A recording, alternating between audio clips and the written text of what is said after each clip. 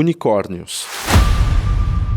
As tais empresas avaliadas em mais de $1 bilhão. Dos contos de fadas para o mundo dos negócios. Worth over $100 billion. Valuations altíssimos. Prejuízo gigante. Dificuldade para dar lucro. Necessidade de queimar caixa. I actually think we're on a good path. Ideias inovadoras. Grande escala. Crescimento acelerado. There's no rules. Sonho ou pesadelo? Aportes milionários. Endividamentos astronômicos. Dinheiro entrando. Investidores saindo. Marcas ganhando mercado. Sócios sendo diluídos. Escritórios abrindo. Demissões em massa acontecendo. 10 mil funcionários, lista de demissões nas empresas de tecnologia. Unicórnios. Do hype a uma possível bolha. Dos mercados em alta às baixas históricas. But are unicorns all they're cracked up to be, or should we be looking instead for centaurs? Uma linha tênue entre o sucesso e o fracasso. Seria esse o fim dos unicórnios? O momento de reinventar o modelo de negócios? De buscar alternativas sustentáveis para crescer? I really want to make sure that there is a good future for humanity.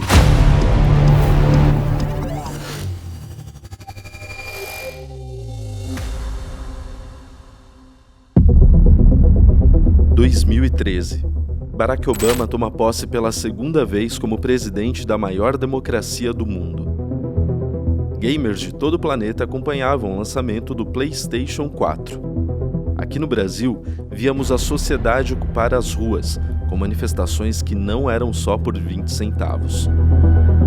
Os católicos presenciavam um acontecimento inédito.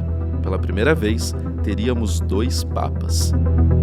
E também pela primeira vez, a expressão unicórnio, antes presente apenas em contos de fadas e histórias mitológicas, agora seria usada com mais frequência no mundo dos negócios. Ela serviria para descrever as startups avaliadas em pelo menos $1 bilhão.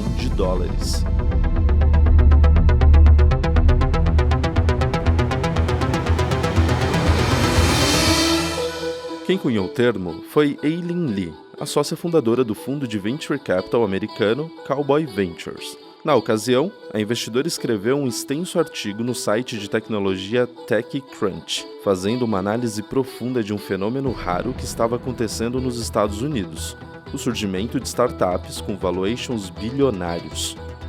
Quando o texto foi publicado, existiam apenas 39 startups que faziam parte deste seleto grupo. O nosso primeiro unicórnio brasileiro foi a 99 Táxis, que, como Waze, foi vendida por mais de $1 bilhão. Portanto, essa empresa ganha o título de unicórnio. Por isso, a comparação com o unicórnio, o ser mitológico extremamente raro que era ilustrado nas artes medievais. No total, essas empresas representavam 0,07% do universo de startups que haviam levantado algum tipo de recurso com investidores. Mas a pergunta que fica aqui é: por que essas empresas valiam tanto? E por que um número tão pequeno? Para entender essas questões, primeiramente precisamos entender o que são e como funcionam as startups.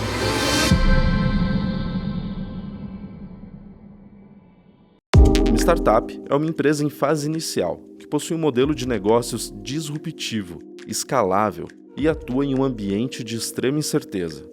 Ao contrário de uma empresa convencional, em que receitas aumentam proporcionalmente aos seus custos, uma das principais características de uma startup é que ela cresce exponencialmente devido ao uso de tecnologia, o que resulta em uma relação desproporcional entre estes dois componentes.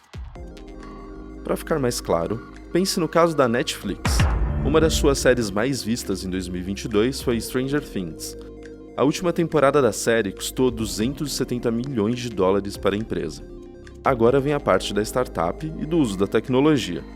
Depois que a série está pronta, o custo para ter 1.000, 100.000 ou até mesmo 1 milhão de pessoas assistindo varia muito pouco.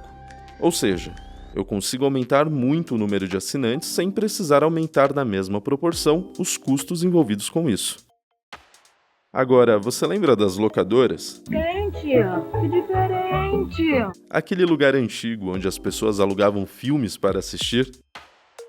Caso uma delas desejasse ter 100 mil pessoas alugando filmes, ela precisaria de um estoque enorme, ou seja, o custo iria aumentar proporcionalmente com o número de usuários. Isso não acontece com uma startup. E é esse potencial de escala, em que uma empresa pode atingir milhões ou até bilhões de usuários em todo o mundo, que as tornam tão valiosas. Por outro lado, por se tratar de produtos e serviços inovadores, o risco de uma startup é consideravelmente maior do que de uma empresa tradicional. Sorry guys, it's a no. Thanks, but it's not for us. Sorry guys. Maybe next year. I'm not sure. Look, it's stronger. And greener. It'll save you a ton of money. Okay, we'll take 50. Sendo assim, para minimizar o risco de desenvolver e lançar produtos que não atendam uma demanda real de mercado, tornou-se comum as startups lançarem um MVP, o produto mínimo viável, que nada mais é do que uma versão mais enxuta do produto. A ideia central de um MVP é validar uma hipótese sem gastar muito tempo e dinheiro, ou seja, entender se o produto ou serviço está realmente solucionando um problema do público-alvo. Nesse estágio, o mais comum é que os próprios empreendedores financiem o desenvolvimento do MVP ou levantem recursos com amigos e familiares. Com a demanda validada, o próximo passo é fazer com que o produto alcance cada vez mais consumidores em potencial. Em outras palavras, que esse produto ou serviço ganhe escala. Para que isso aconteça, como você pode imaginar, é necessário capital. Como o modelo de negócios das startups é muito arriscado e elas não possuem ativos que possam ser utilizados como garantia para empréstimos, os bancos não se interessam em financiar esse tipo de negócio. Eis que entra em cena a figura dos fundos de Venture Capital e das aceleradoras. Um fundo de Venture Capital nada mais é do que um fundo de investimentos especializado em investir em startups. A lógica das aceleradoras é semelhante, porém o investimento é realizado em uma fase mais inicial do negócio, e seus cheques, ou seja, os valores investidos, são bem menores. Com isso, os empreendedores vão atrás desses investidores para apresentar a sua ideia em busca de um aporte financeiro. Nesse processo, diversos fatores são analisados pelos fundos de Venture Capital, como o tamanho e o crescimento do mercado em que a startup quer atuar, o time por trás do negócio, a competição do setor, entre outros pontos. Se os investidores acreditarem que aquela empresa faz sentido e tem potencial de crescimento, a startup vende uma participação no negócio em troca de capital e também da expertise dos investidores. Entre os fundos mais conhecidos do Vale do Silício estão o Sequoia Capital, General Atlantic, Andreessen Horowitz, Kleiner Perkins, Greylock Partners, Benchmark, entre outros. No Brasil, Monax, Kazek, Norte Ventures, Canary, Astela e Crescera estão entre os principais nomes da indústria. Devido ao alto risco de investimento, eles investem em diversas startups, montando assim um portfólio diversificado de dezenas e até mesmo centenas de empresas nos mais variados segmentos. A lógica dos investidores de Venture Capital é que mesmo que a grande maioria das startups fracassem, um ou dois destes investimentos vão ser extremamente bem-sucedidos. Além do capital, é comum também que os fundos participem ativamente da gestão do negócio, dando suporte aos empreendedores em questões estratégicas, participando do conselho de administração e os conectando à sua vasta rede de contatos. Como na maioria dos casos leva tempo até o negócio começar a gerar o caixa suficiente para financiar a operação, as startups costumam captar recursos diversas vezes. Com isso, um dos trabalhos do fundador de uma startup é projetar e calcular quanto de caixa ele precisa até a próxima rodada de investimento. Na prática, o empreendedor precisará conseguir suas novas rodadas de investimento até o momento em que a empresa seja capaz de andar com suas próprias pernas. Cada rodada de investimento é uma comprovação para o fundador que ele está no caminho certo, ou seja, que outras pessoas além dele e do time que trabalha no desenvolvimento da empresa acreditam no potencial dessa startup. Eu vou até o fim com ou sem você. E junto com isso, a cada investimento que ele recebe, ele coloca como se fosse uma etiqueta de preço na empresa. Ela serve para dizer a outros fundos empreendedores o seguinte: nesse momento, a minha empresa vale X bilhões de reais. Geralmente, as rodadas de investimentos são divididas da seguinte forma: Family and Friends, Seed, Série A, Série B, Série C, Série D e IPO. Nessa prática, funciona mais ou menos dessa maneira. Imagine que um fundo investe 10 milhões de dólares em troca de 10% da empresa. Logo, isso quer dizer que ela está avaliada em 100 milhões de dólares. Se algum tempo depois a companhia levantar mais 100 milhões de dólares a um valuation de 1 bilhão, significa que o investidor multiplicou por 10 vezes o capital investido. Sendo assim, o interesse de muitos investidores de Venture Capital está mais voltado para aumentar o valuation da empresa nas rodadas seguintes do que propriamente na sua geração de caixa. Importante ressaltar que o fundo Venture Capital só embolsa esse dinheiro caso aconteça algum evento de liquidez, como a abertura de capital na bolsa de valores, a venda da sua participação para outro investidor ou até a venda da empresa como um todo. Um exemplo desse movimento aconteceu lá em 2011.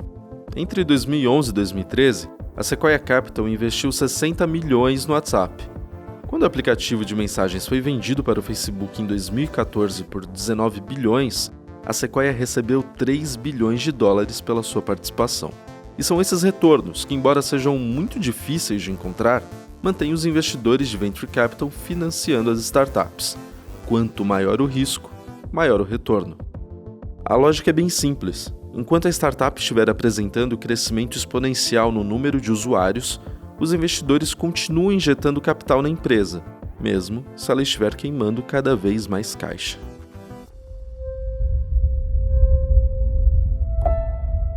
Mas por que isso acontece? Porque os investidores aceitam valuations gigantescos por empresas que ainda não geram lucro. Nesse caso, os investidores enxergam a oportunidade de crescimento como um investimento que vale a pena. Eles aceitam como um único objetivo crescer a base de cliente ou usuário, e depois que a empresa se torna a principal do seu mercado, aí sim é a hora de pensar em como monetizar toda a base que foi gerada. E se você joga War, eu tenho certeza que você já entendeu o funcionamento. Aqui, o objetivo é conquistar cada vez mais territórios. Os investidores pensam muito mais em expandir e conquistar do que crescer o negócio de forma sustentável. And we start to grow so fast. And of course, we raise some money with some of the biggest venture capitalists in the world. And of course, with this money, we have to work. And we did work. So today we are operating in 35 different countries, more than 172 cities locally. E antes de conectar o próximo ponto, vale destacar: será que toda empresa precisa queimar caixa e levantar investimento para crescer? A resposta é não. Na verdade, esse modelo não é válido para a maior parte das empresas. Se você pensar naquela padaria que você toma café, naquele mercado da sua cidade, ou até mesmo se você for empresário, você sabe que o seu negócio foi crescendo aos poucos. Talvez não foi da maneira mais organizada possível, mas sempre que você conseguia um pouquinho mais de lucro, você reinvestia isso na empresa, e aos poucos ela ia crescendo cada vez mais. E esse é o caso da maior parte das empresas do Brasil. Quando uma empresa cresce, utilizando o dinheiro inicial, mais o dinheiro adquirido através da venda de um produto ou serviço para os seus clientes, chamamos esse crescimento de bootstrapping. Ambos os modelos têm seus pontos positivos e negativos. Caso você queira crescer de maneira mais ordenada, sem pressa e sem ter novos sócios no negócio, o crescimento bootstrap é uma solução. Porém, se você quer ganhar escala com rapidez e conquistar todo o mercado, você precisará que investidores participem desse desafio com você.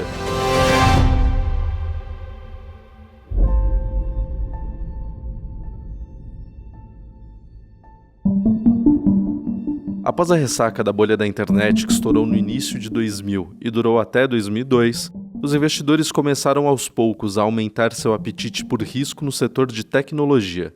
Logo começaram a surgir novas startups no Vale do Silício, como o MySpace em 2003, o Facebook em 2004, o YouTube em 2005 e o Twitter em 2006. Era o começo da era das redes sociais, com algumas dessas startups sendo vendidas rapidamente por milhões e até bilhões de dólares, como no caso do YouTube, que foi comprado pelo Google em 2006 por cerca de 1,65 bilhão de dólares.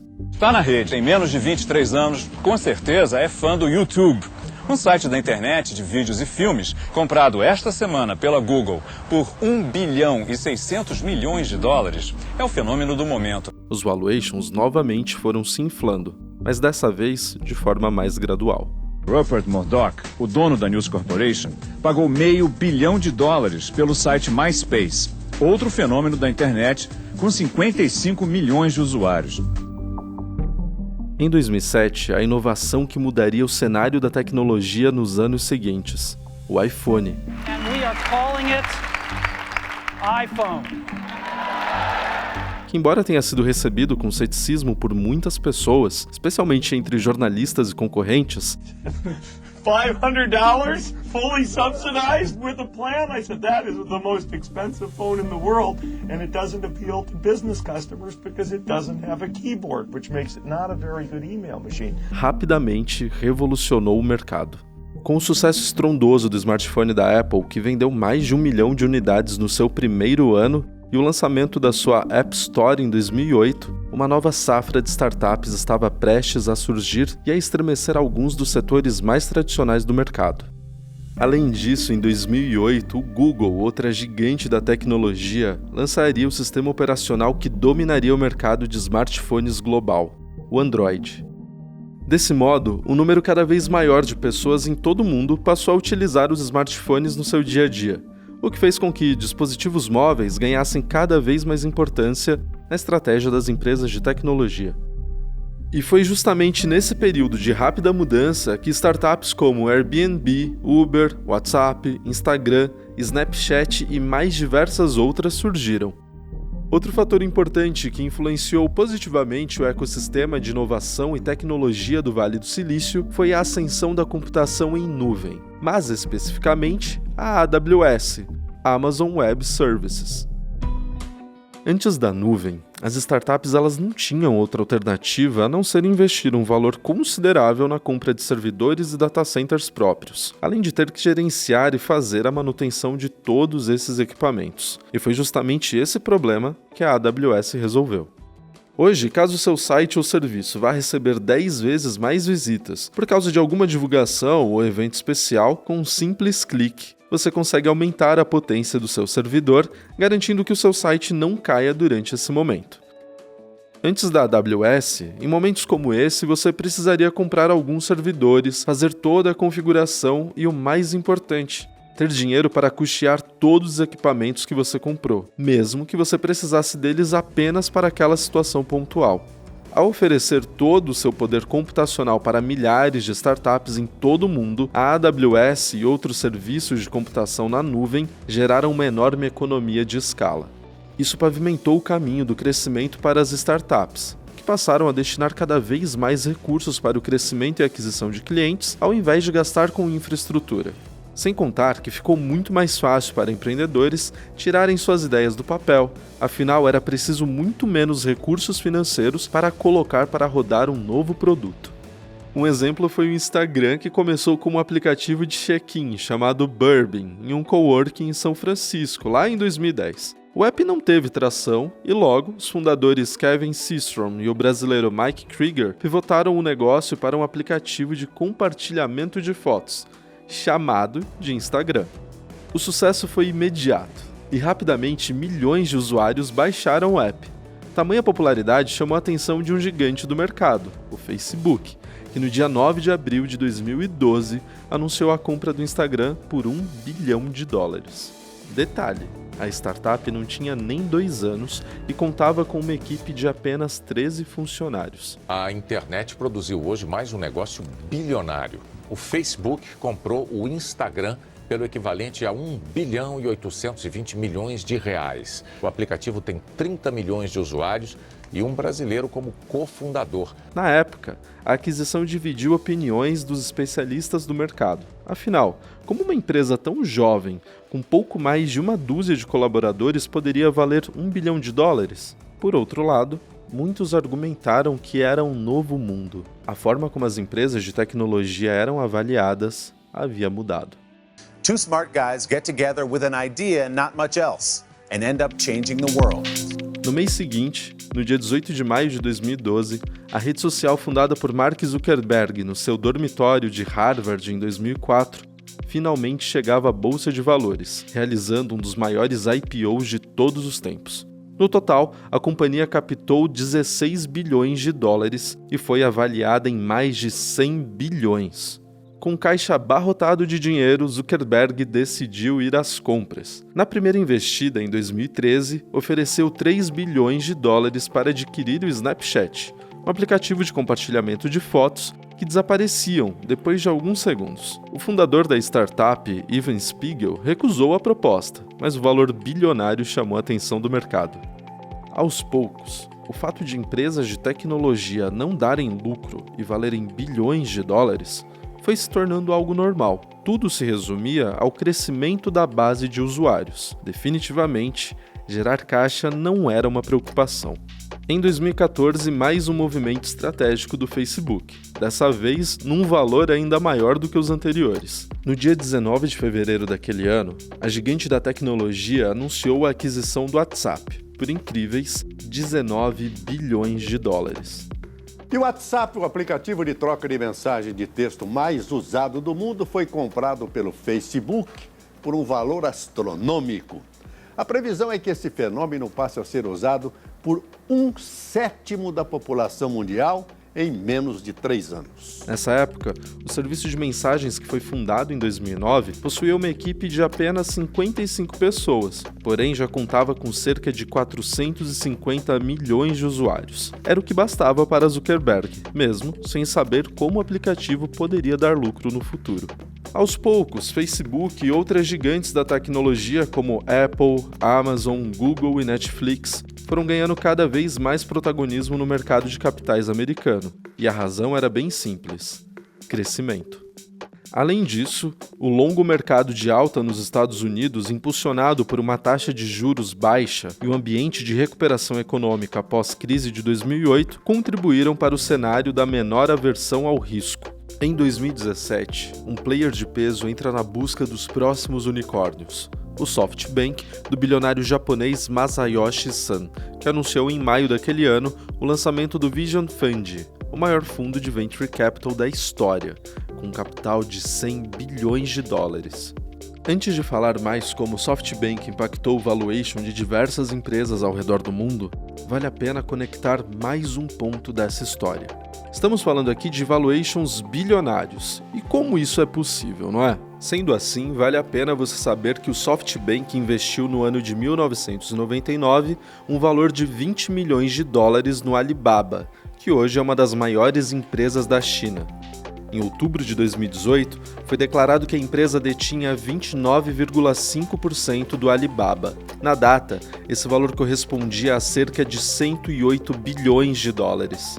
Isso mesmo que você escutou, bilhão, com B maiúsculo. Ou seja, mais uma vez aqui podemos ver o potencial de multiplicar exponencialmente o capital. Já falamos ao longo do vídeo algumas vezes, mas vale lembrar. A vida dos fundos é composta por fazer uma série de investimentos. Na grande maioria deles, o dinheiro será perdido e nunca mais os investidores terão seu capital de volta. Porém, nos poucos que funcionarem, terão um retorno exponencial, que além de bancar o dinheiro perdido, permitirá ao investidor ganhos que ele não conseguiria de outras formas. Mas voltando a falar do fundo, com todo esse dinheiro disponível para investir, o fundador do SoftBank, que é conhecido pelo seu perfil agressivo nos investimentos, não poupou esforços para começar a comprar participações em startups no mundo inteiro, especialmente nos Estados Unidos. Em pouco tempo, o SoftBank já figurava entre os principais investidores de venture capital do mundo, e com investimentos certeiros em startups como Uber, WeWork e Wirecard, avaliadas em bilhares de dólares, a fama de caçador de unicórnios do grupo japonês foi se espalhando pelo mercado. Com tanto capital de risco disponível no mundo, os investidores começaram a mirar novos mercados em busca das próximas startups bilionárias, e a América Latina era um deles. Aqui vale a pena conectar mais um ponto. Essa série de investimentos agressivos do SoftBank teria um custo.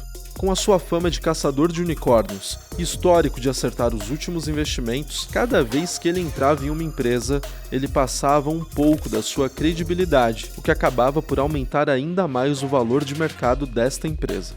Esse toque de Midas, em breve traria um dos primeiros sustos que o mundo dos unicórnios iria presenciar. Enquanto isso, no Brasil, o mundo das startups e dos investidores ia ganhando maturidade aos poucos. Nos anos de 2011, 2012 e 2013, surgiram empresas como Wildlife Studios, iFood, Ebanks, Quinto Andar, Creditas, 99, Gympass, Frete.com, Nubank e Log. Todas elas, mais tarde, se tornaram unicórnios. A primeira a chegar a essa marca foi a 99, empresa de mobilidade urbana que foi comprada pela chinesa Didi, mais conhecida como Uber da China. Isso aconteceu em janeiro de 2018. Poucos meses depois, foi a vez do Nubank alcançar tal marca, quando levantou 150 milhões de dólares na sua rodada de investimentos Série E. No ano seguinte, mais startups brasileiras passaram a integrar o grupo.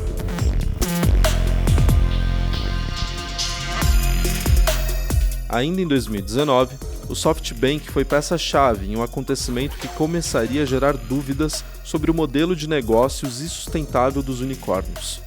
Em agosto desse ano, o WeWork, uma empresa que fornece espaços compartilhados para coworking, tentou de forma frustrada fazer seu IPO. Na tentativa, viu seu valor de mercado despencar de 47 bilhões de dólares para 10 bilhões. No fim, a empresa precisou ser salva pelo SoftBank, seu principal investidor, para que ela não quebrasse. Um spoiler: hoje, a empresa vale cerca de 1,24 bilhão de dólares. Isso parecia ser o começo de um grande problema para os fundos de investimento, mas naquele momento, ninguém poderia imaginar que algo pior ainda estava por vir. Um evento de proporções inimagináveis estava prestes a virar o mundo de cabeça para baixo.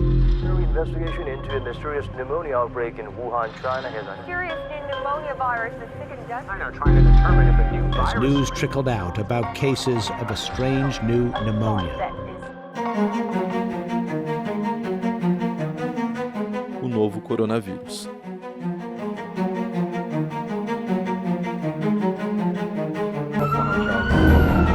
O Covid-19 parou o mundo no início de 2020.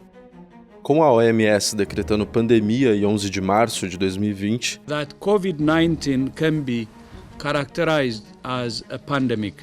Medidas de distanciamento social foram adotadas por governos em diversos países.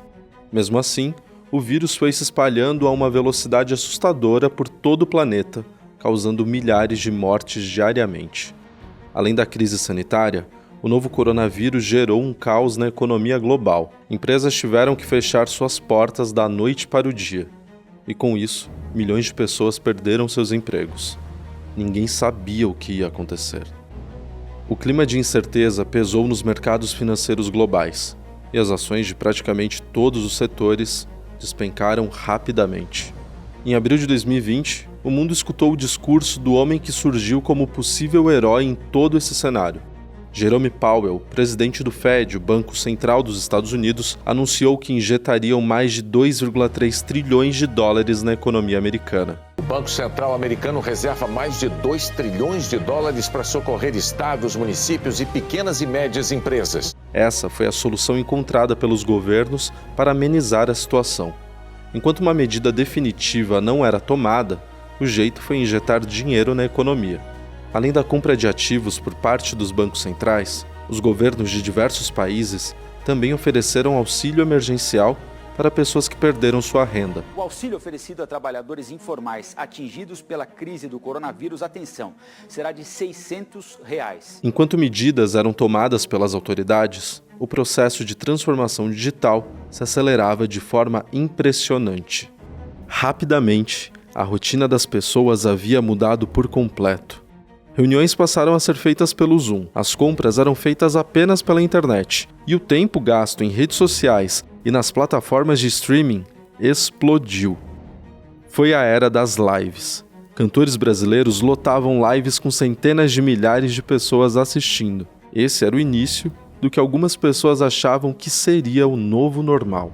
No mercado financeiro, a taxa de juros perto de zero não deu outra alternativa aos investidores a não ser aumentar sua exposição a ativos de risco para obter mais retorno. E uma última notícia, o Comitê de Política Monetária do Banco Central decidiu hoje manter a taxa básica de juros da economia em 2% ao ano. Nesse cenário, a escolha mais óbvia foram as empresas de tecnologia, que se beneficiaram tremendamente com a mudança nos hábitos de consumo da população em tempos de pandemia. E as soluções para varejo, saúde e educação apresentadas pelas startups brasileiras durante a pandemia resultaram em um crescimento recorde no setor. As pessoas compravam mais online, passavam mais tempo nas redes sociais e aumentou muito o número de pessoas que estavam em casa e queriam aprender. Dessa forma, o consumo de formações online aumentou. Com o setor de tecnologia se valorizando fortemente na Bolsa de Valores, logo isso passou a ser refletido no valuation das startups de capital fechado, que passaram a captar cheques cada vez maiores com os investidores de Venture Capital.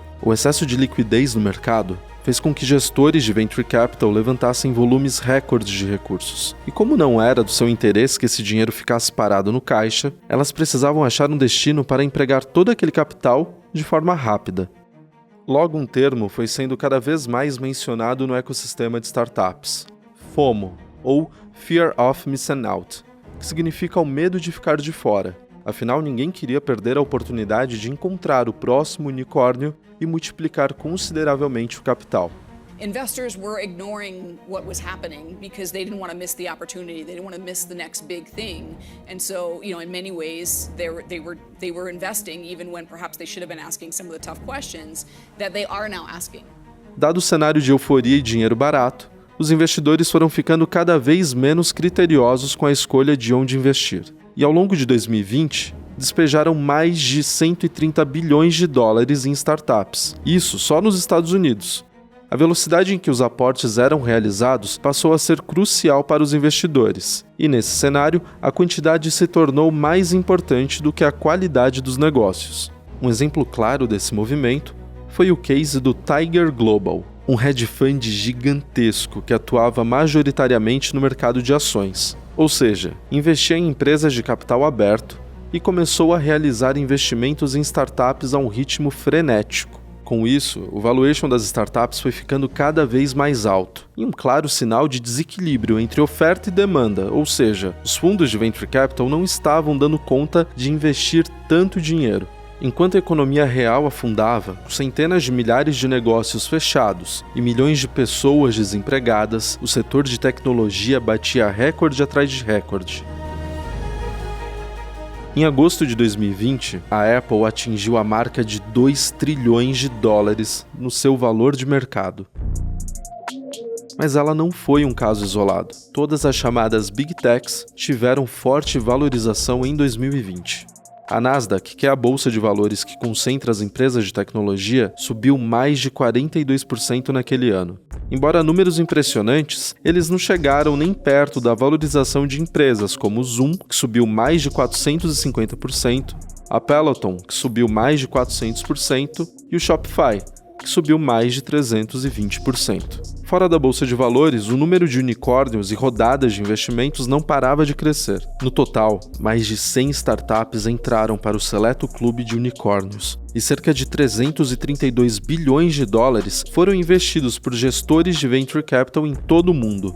Considerado por muitos como um ano extremamente desafiador, 2020 ficou marcado como um dos melhores anos da história no setor de tecnologia. Só o comércio eletrônico cresceu quase 70% no Brasil, enquanto nos Estados Unidos o crescimento foi de 32%. E para fechar com chave de ouro, um dos unicórnios mais famosos do Vale do Silício, o Airbnb, realizou seu IPO no dia 10 de dezembro e atingiu a marca de 100 bilhões de dólares, e o preço da ação disparou. No ano seguinte, o sentimento de otimismo deu lugar à euforia. Startups de todos os estágios aproveitaram a janela de oportunidade para captar o máximo possível de investimentos. O resultado não poderia ser diferente. Recorde de IPOs e investimentos em startups em todo o mundo. No total, 541 startups se tornaram unicórnios, só em 2021. No Brasil não foi diferente. Por aqui, 10 startups se tornaram unicórnios e diversas empresas de tecnologia abriram seu capital na B3. E algumas outras empresas, como o Nubank e a Vtex, foram atrás de capital internacional, fazendo seus IPOs na NYSE. Além da enxurrada de IPOs e rodadas de investimentos, 2021 também foi o ano dos recordes de valor de mercado das empresas de tecnologia. O Snap atingiu 100 bilhões de dólares, o Facebook 1 trilhão e a Microsoft 2 trilhões. A euforia havia tomado conta dos investidores. Termos como FOMO e TINA, There is no alternative, ou seja, não existia outro lugar para investir o dinheiro, foram se tornando cada vez mais comuns. Investir no próximo unicórnio passou a ser uma obsessão no ecossistema de tecnologia. Lembra do fundo Tiger Global que citamos? Só para você ter uma ideia, no ano de 2021, a gestora realizou 358 investimentos em startups. É quase um investimento por dia. Enquanto isso, sinais de piora no cenário macroeconômico global começaram a aparecer aos poucos. Dentre eles, o mais preocupante era a alta da inflação causada pela disrupção das cadeias de suprimentos e a injeção massiva de dinheiro na economia. Mas o mercado ignorou os alertas e continuou despejando bilhões de dólares em startups com valuations cada vez mais esticados. Seriam todos esses os sinais de uma possível bolha?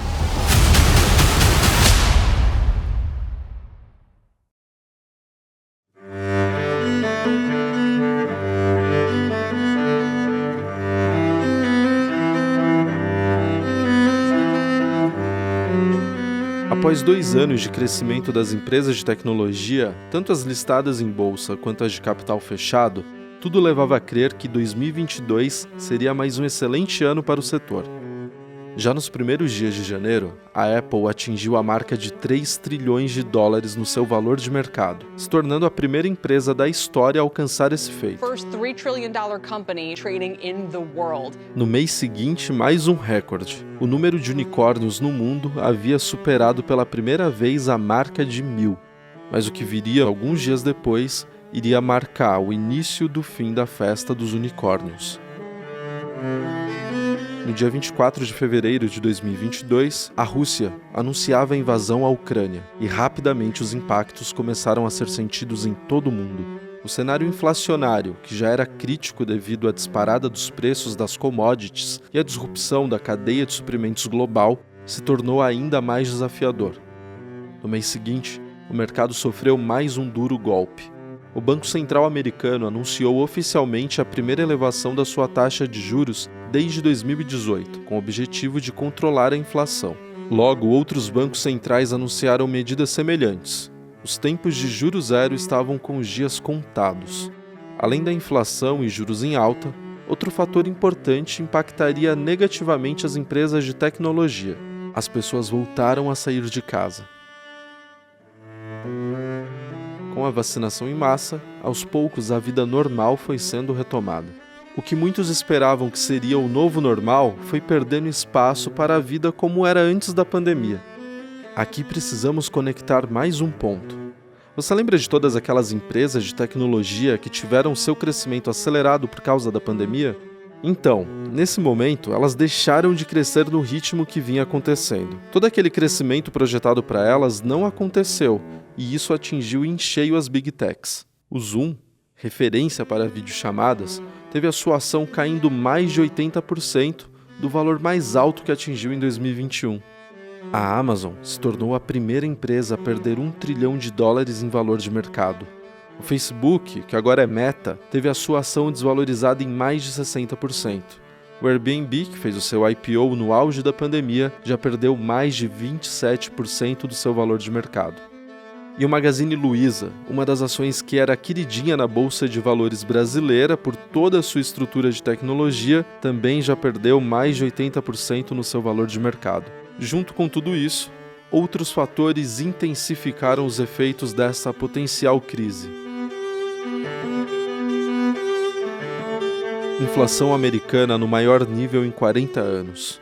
Maior elevação de juros desde 94. Aperto monetário. No Brasil não foi diferente, e a taxa Selic saltou rapidamente de 2,75% para 13,75%, tornando os investimentos de risco muito menos atrativos para os investidores. Elevação de juros para conter a inflação impactou o valuation de techs, e o cenário de liquidez reduzida com uma quantia menor de dinheiro fez com que os fundos de venture capital ficassem mais criteriosos para escolher os seus investimentos. Escolhendo melhor esses investimentos, eles começaram a prestar mais atenção no valuation de algumas empresas e se os valores das últimas rodadas de investimento realmente faziam sentido. Dessa forma, algumas empresas começaram a passar por down round. Em outras palavras, eles descobriram que a empresa vale menos do que a última rodada de captação de investimento. Sendo assim, caso ela queira receber capital, ela precisa vender uma participação por um preço mais baixo do que o atual. Foi o caso do Instacart, uma startup de entrega de alimentos. Em março de 2021, ela era avaliada em 39 bilhões de dólares. Já em outubro do ano passado, já estava sendo avaliada em 13 bilhões de dólares. Outro caso conhecido é o da Shein, uma gigante chinesa do setor de vestuários que chegou a ter uma avaliação de mercado na casa de 100 bilhões de dólares. Nessa etapa, a empresa chegou a valer mais do que a Inditex, a dona da Zara, a maior do setor e 4 vezes mais valiosa do que a H&M, outra varejista líder. Segundo o jornal Financial Times, na próxima avaliação a empresa deve perder cerca de 36 bilhões em valor de mercado, reduzindo seu valor para 64 bilhões. E junto a tudo isso, as empresas têm percebido que a cada ano que passa tem aumentado o CAC, que é o custo de aquisição de novos clientes. Com as medidas que a Apple vem tomando para dar cada vez mais privacidade aos usuários, as vidas do Google e do Facebook foram dificultadas, pois essas empresas têm a maior parte da receita vinda de anúncios, e os dados eram importantes para gerar anúncios cada vez mais assertivos aos clientes. Como consequência, o faturamento das plataformas de anúncio do Google e do Facebook tendem a não crescer com o ritmo esperado. E também as novas startups precisam gastar cada vez mais dinheiro para conseguir novos clientes. E conectando todos esses pontos, teremos uma reação em cadeia. Vamos lá.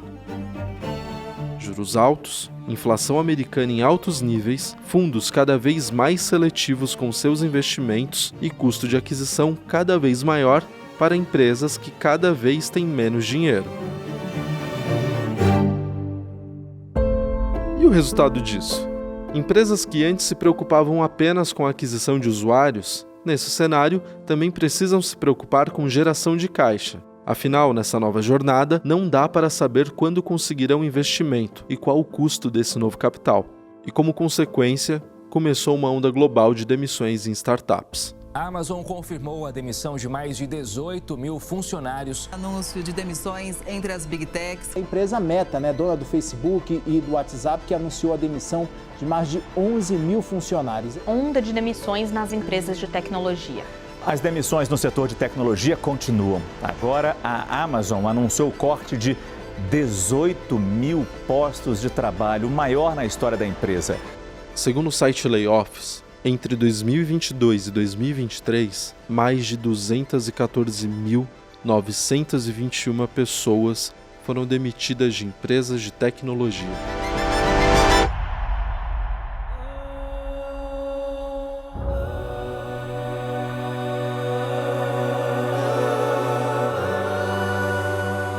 Você deve estar se perguntando nesse momento: ok, mas e aí? O que esperar daqui para frente?